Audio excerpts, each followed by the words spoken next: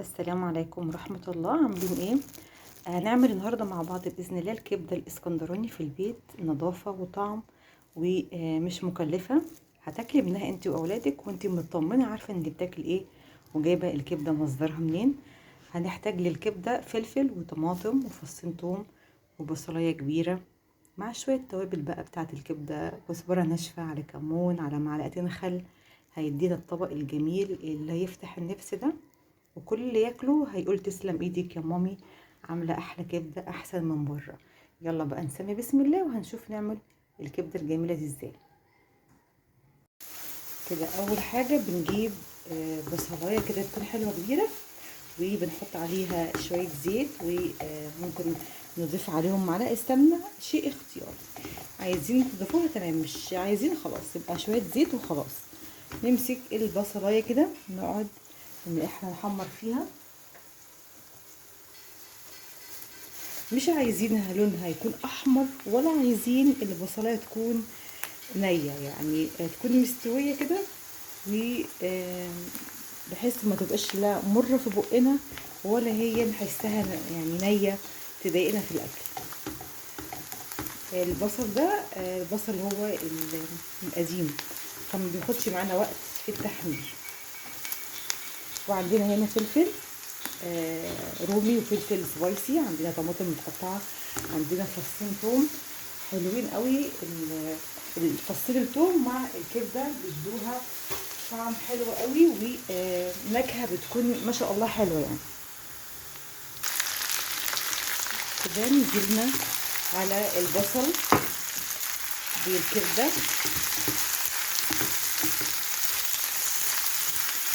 بنقلبها بس عايزينها تبقى ايه، عايزينها تبقى يعني منقلبش فيها دايما علشان ما تتهريش، عايزينها تتشمع وتتماسك كده علشان ما تتهريش. احنا بس كل فتره والتانيه بنقلبها تقليب.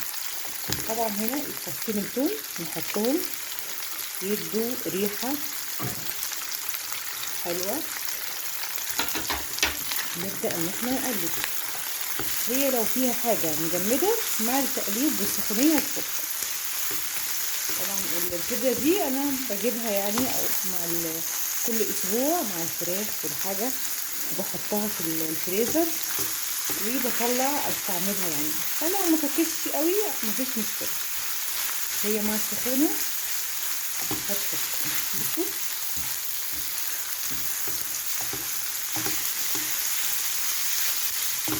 اهم شيء في الكبده انها ما تنزلش السائل اللي فيها او الصوص اللي بيكون في قلب الكبده. احنا عايزين الكبديه تبقى كل واحده ماسكه بعضيها كده، وما تتهريش ولا تنزل الصوص اللي فيها، لانها بجد لو نزلت الصوص والسائل اللي في الكبده بيكون طعمها وحش، بتكون اكنها مسلوقه، اكنكم بتاكلوا كبده مسلوقه.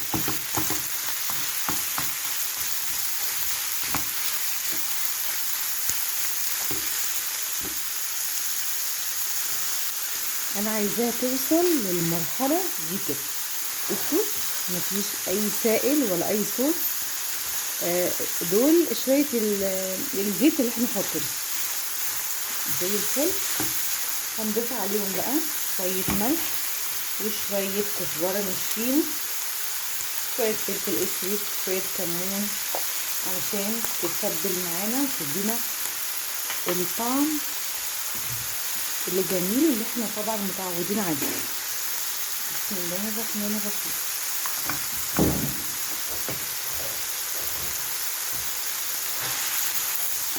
نقلب ونحط معلقتين خل. في المرحله دي بتشيل لو فيها زفاره، فيها مثلا ريحه مش كويسه، بتخلي الريحه بتبقى زي الفل. ننزل كويس بالفلفل، وانا هنا بحب اني احط كم واحدة فلفل كده سبايسي تدي طعم حلو قوي. ونقلب. هي دي الكبده الاسكندراني اللي كل الناس بتحبها.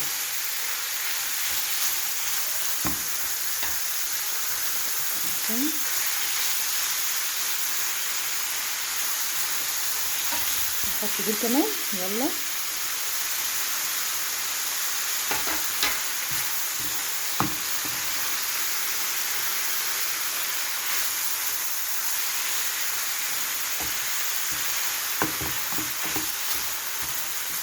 دي بقى بتتاكل مع ايه؟ بتتاكل مع عيش شامي، بتتاكل مع عيش بلدي، بتتاكل مع فينو كايزر. ممكن نعمل نسلق شويه مكرونه وناكلها مع المكرونه، يعني نسلق المكرونه ونظبطها كده تبقى مسلوقه كويس، وناخد شويه كبده كده بالخلطه بتاعتنا ونحطها فوق المكرونه، والاولاد طبعا بيحبوها جدا، تبقى مغذيه دي. بس هي كده استوت وزي الفل. الكبده ما بتحتاجش على النار وقت طويل يا جماعه. ليه؟ علشان الكبده طول ما انتم حاطينها على النار هتنشف منكم. نبدا بقى نغرف. بسم الله الرحمن الرحيم. عايزين تاكلوا كبده جوسي كده وطعمها حلو، ما تكتروش الكبده، حطوش الكبده كتير يعني على النار. تمام. بصوا الكبده ماسكه نفسها، لا في معانا سائل نزل منها ولا اي شيء، كبده زي العسل. وعايز اقول لحضراتكم شيء، اعملوا الحاجه دي في البيت، نظافه وطعم اللهم بارك. يعني الاولاد بدل ما يشتروا الحاجات دي من اي محلات بره بتبقى يعني مش نظيفه وبقى قلقانين، احلى شيء الحاجه تتعمل في البيت. بصوا الطبق ما اخدش معانا وقت، الموضوع كله ما اخدش معانا يجي 3 دقايق واحنا بنجهز فيها. دي الكبده الاسكندراني الجميله، اعملوها ان شاء الله مش هتندموا وعلى ضمانتي.